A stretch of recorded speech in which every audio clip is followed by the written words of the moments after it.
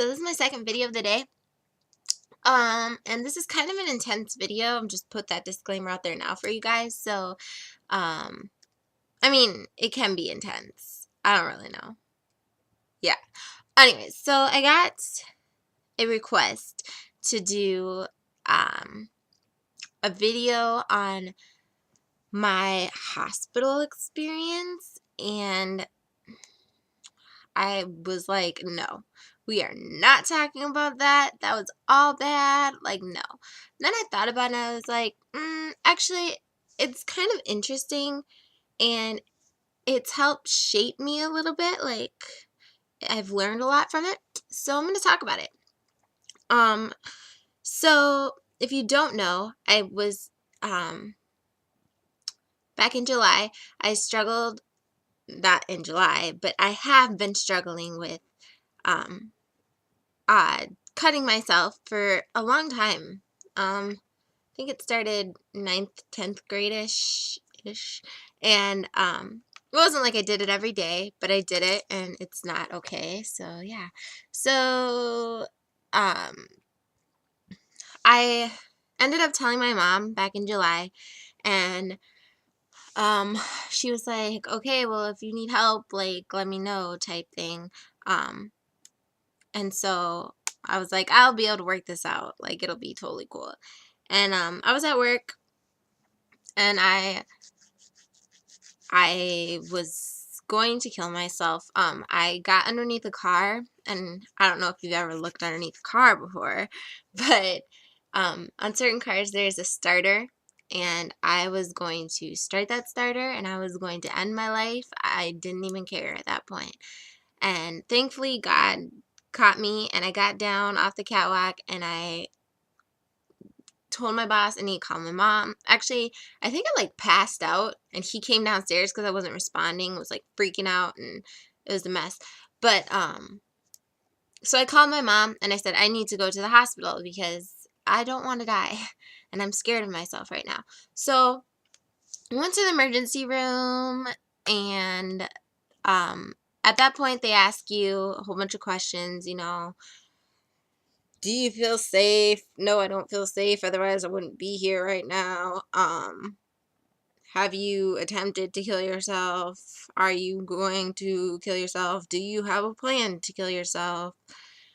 A lot of questions that sound repetitive, but I don't know. I'm sure they have reasons for it. So they put me in a room, and I sat there with my mom's friend, and we sat there for like 4 hours. And at that point, I was like, screw this, let's go home. Like, I've been here for 4 hours. I don't want to be here anymore. Like, I don't want to do this anymore. So my mom was like, like, no. So they bring in the psychiatrist, they evaluate you. And I told the psychiatrist like a billion times, lady, I am not crazy.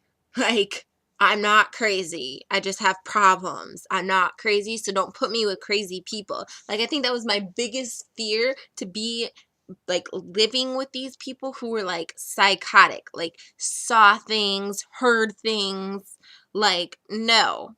I don't see stuff. Like, I don't think that that person sitting next to me is out to get me.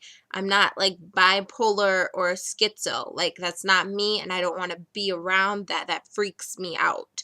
And I know that could sound offensive, but it really did freak me out. Like, those type of people don't freak me out, but the fact that I'm going to be locked in with these people, that freaks me out. So she was like, well, you know, we only have one room or one bed available, and it's on our most maximum level. And I was like, what does that mean? And she's like, that means these are the people that like see things. And I was like, so basically you're telling me my roommate's gonna wake up in the middle of the night, think I'm this person that's out to get in there and to choke me, and I'm gonna die, which defeats the purpose of me being here, right? And she was like, I'm not gonna put you up there. We're gonna transfer you to a different hospital. So after 4 hours of being there, finally I got transferred to another hospital, and at this point, since it had been so long, I wasn't really scared. I was over it. Like, I was like, whatever, like, we'll just do this, get me the help I need, move on with life. But once we got to the hospital that I was going to stay at, I started freaking out. So we went upstairs, and the way it is you go in and it's like prison. No joke. Like, you can't get in and you can't get out without them opening the door. Like, it's craziness. So you go upstairs and the camera sees you and the door buzzes you in, and the first door that buzzed me in, I was like, oh my gosh, they didn't understand me. I'm not crazy. Like, I don't need to be locked in here. I'm not going anywhere. Like, I was totally freaking out. My mom was with me and she was like, just relax, it's gonna be okay. You're here because you need help. Like, that's all it is. So finally we get inside, and the way it was set up is there's 3 wards, and there's 1, 2, and 3, and then there's like the kids. Well, 1, 2, and 3 is like high, high, medium, and like the low end of things. And I was on the low end because I don't see stuff or hear stuff.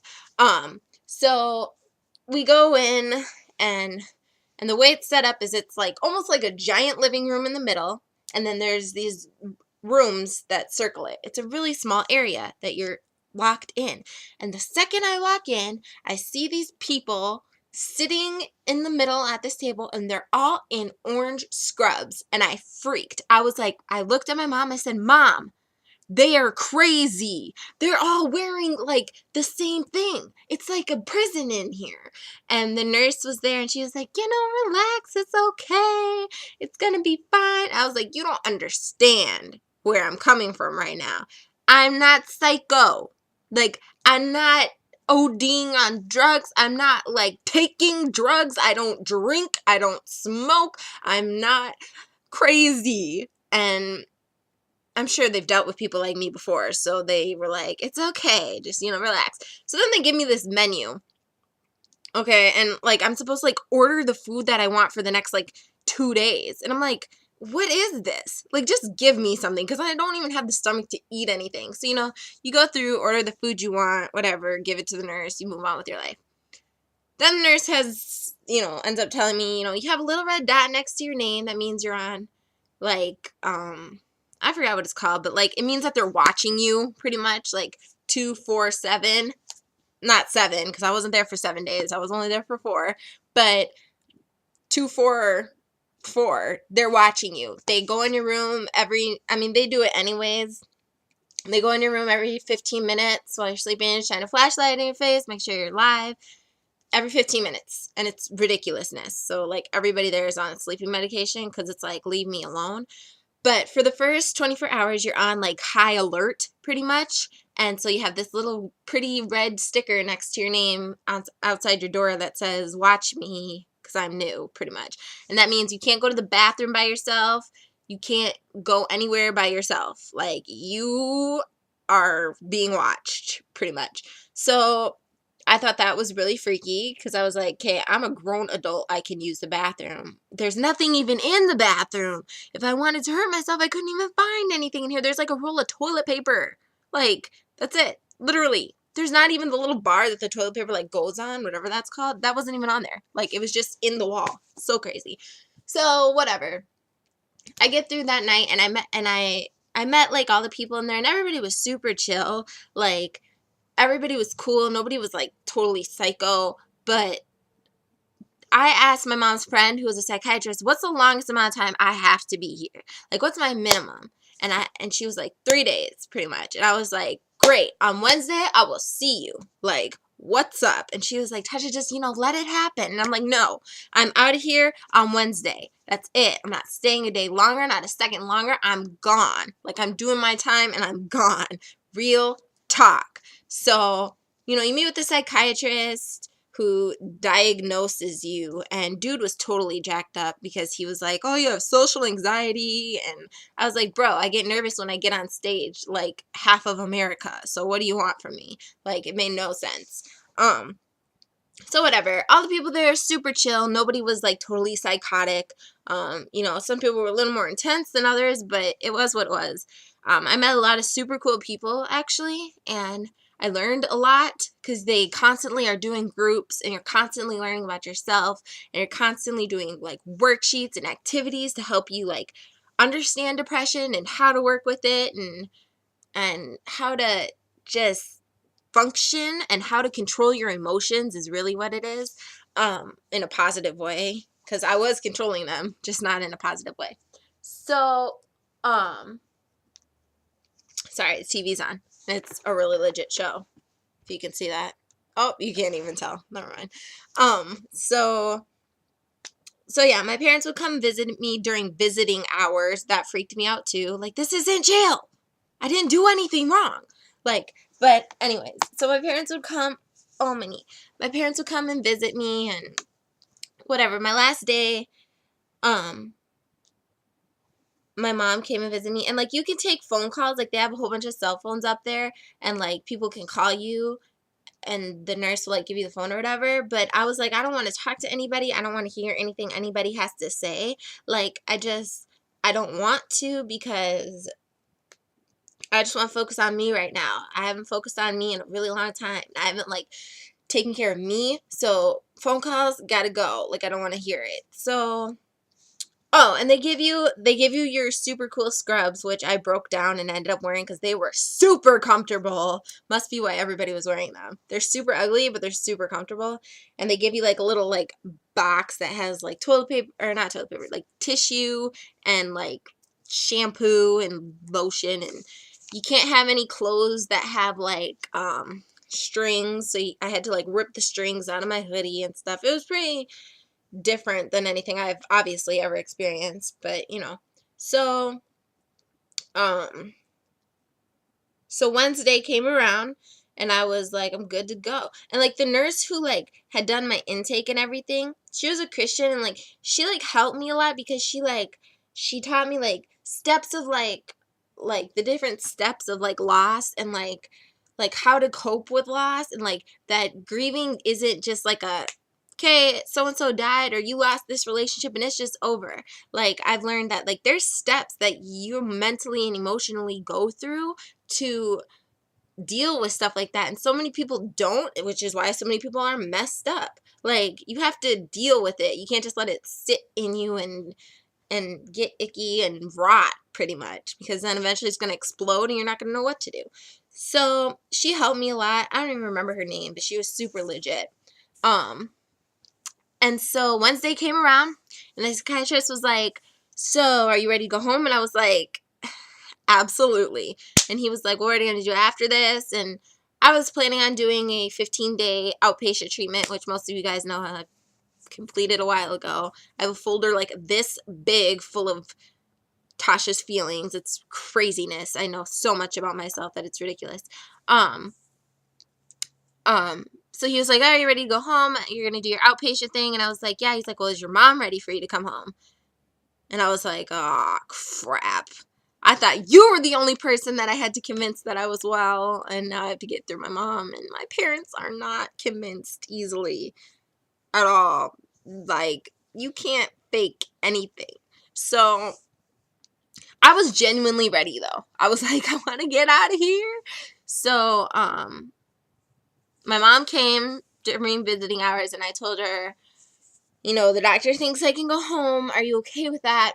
And she was like, I'm ready if you feel that you're really ready, but I want Dad to be here. My dad was not at that visiting hours, I guess you could say. He wasn't there, so it was like, well, go get him. Like, tell him to come now, because I want to go. Like, I don't want to stay here another night. I really don't. So, you know, my mom called my dad, and he came, and we did a little discharge meeting, and it was all hunky-dory. And yeah, it was a very intense experience for me, but I'm very glad that I did it, because I did learn a lot. I learned more on my outpatient treatment than I did. That's where you go, if you don't know. You go every day from 8 to, I think it was 8 to like 4, and you'd sit in a group, talk about your feelings all day long. You learn a whole bunch of stuff, and if you don't show up, they call the police, because you're pretty much part of the, it's like it's like what I was doing when I was inpatient, but you don't sleep there. So you get to go home at night, and, you know, it was intense, but I'm super glad that I did it. And this is another 15-minute video. I'm super glad that I did it, and I I wouldn't want to do it ever again, but I have learned a lot, and I feel like I can help other people now more too, like understand about themselves and how to deal with stuff, because so many people don't deal with stuff. So yeah, that's it. That's my story for everybody who wanted to know. Or that's at least a 15-minute synopsis of it. So yeah, if you guys have any questions, I'm an open book. I'm willing to answer anything, talk about anything. I don't have anything to hide. So keep smiling, guys. What up? And I will talk to you guys next time. Okay?